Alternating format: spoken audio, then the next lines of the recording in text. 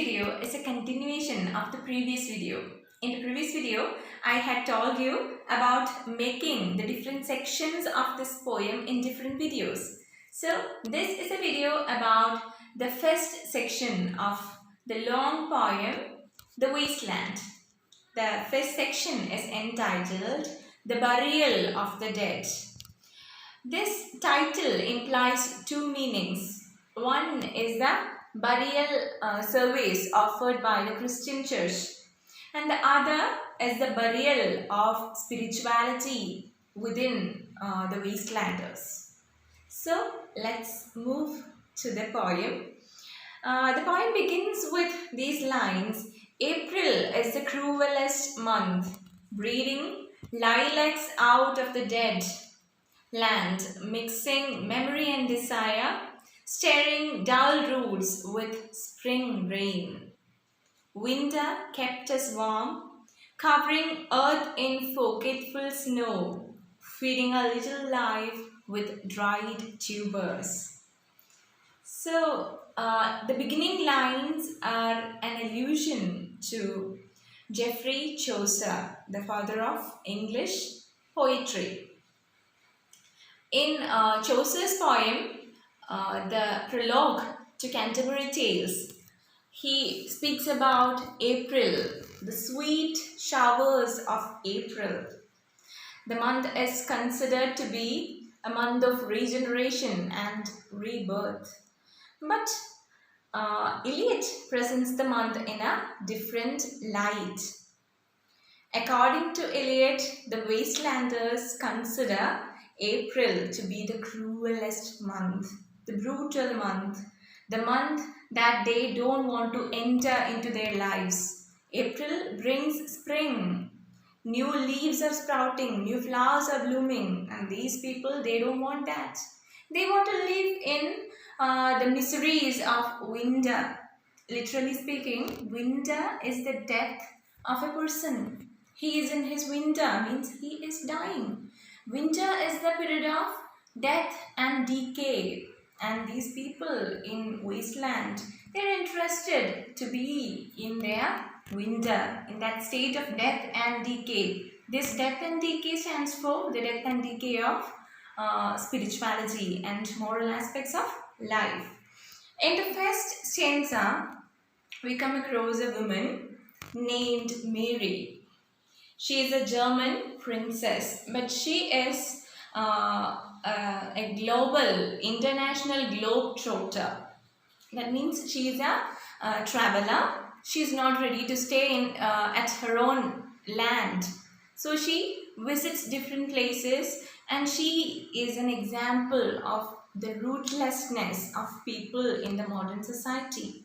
Rootlessness, they don't have any relationship with their family, with their own mother country. So Mary, she is an example of rootless people of the modern society. While coming to the next stanza, there we find two types of shadows. There isn't any shadow in this wasteland, no trees. And the only shadow we find is that of a red rock. The red rock is the Christian faith. And the poet is urging the Wastelanders to find shade under this red rock's shadow. But they are not ready.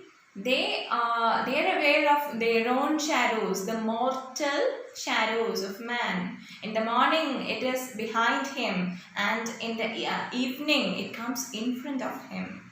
So that is shadows. Human shadows are mortal. The shadows we find, the shades we find in different aspects, maybe it is money or any other things like that. That shadow is not persistent. It is not consistent. It is mortal. It will die at any time. But on the other hand, the shadow of faith, it is immortal. It stays forever with us. That is the idea we find in the second stanza. While moving on, we see two episodes of guilty love. Guilty love means um, the pains experienced by lovers while they're having a love relationship. So the first one is a story taken from Richard Wagner's opera Tristan and Isolde. Tristan, the soldier, he loved Isolde, the woman who was engaged to King Mark, and Tristan was punished by the men of King Mark, and he is waiting for Isolde, thinking that she may return to him, but it never happens. So the line is given in this poem: desolate and empty the sea. So Tristan is asking the watchman, anybody, can you see anything in the sea? Is there any ship coming to rescue me? Then the answer is desolate and empty the sea. Nobody is coming for you. No one is waiting for you. That is the first episode of Guilty Love. Then comes the story of the Hyacinth Girl. Hyacinth is a waterborne flower, sensuous flower, and this hyacinth girl, she was seduced by a man, and she is feeling guilty about that incident now. So these are the two incidents of guilty love. It shows the barrenness, boredom, and frustration of mundane love. Then moving on towards the next stanza, we find another character named Madame Sosostris.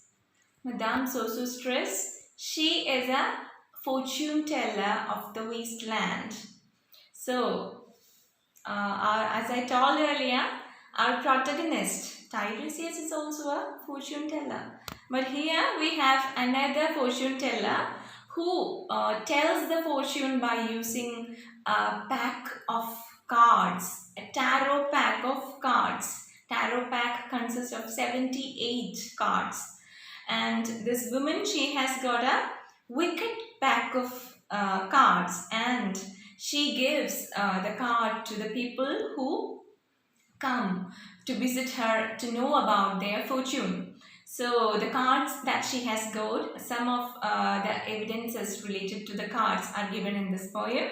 One is that of a drowned Phoenician sailor, then Belladonna, lady of the rocks, the lady of situations, and the man with three stays or sticks. Then comes the wheel, and there is the one-eyed merchant and the blank card.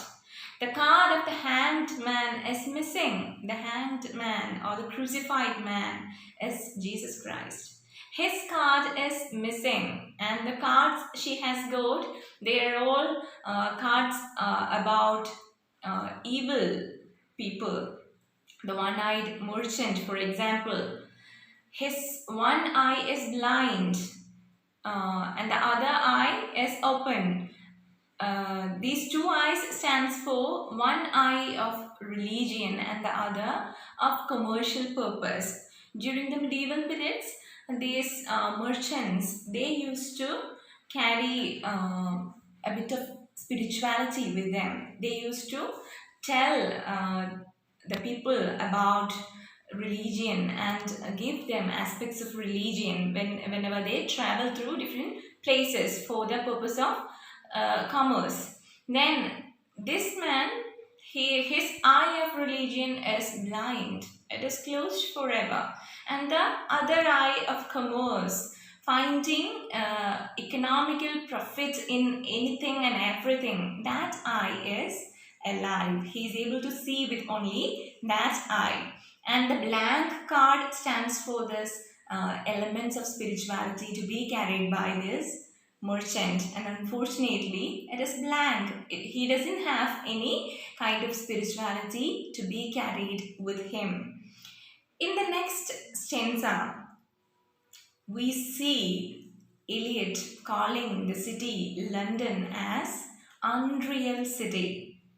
Unreal city is a phrase from Baudelaire, Charles Baudelaire's poem, and he calls unreal city, Paris, as the unreal city. And the next line, under the brown fog of a winter dawn. These are the lines from Dickens, Charles Dickens.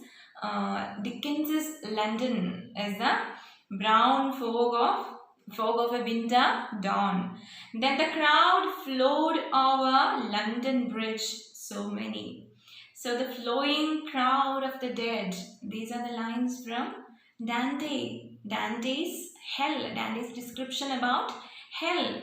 The flowing crowd of the dead. So these three lines are being mingled together, and a vision of London is presented. People flowing like a river. They have their own duties. They are looking towards their feet. They are not looking upward or face to face. They have their own works, and selfishly they are moving when the time strikes 9 o'clock in the morning. Then by the last lines we come across another character, Stetson.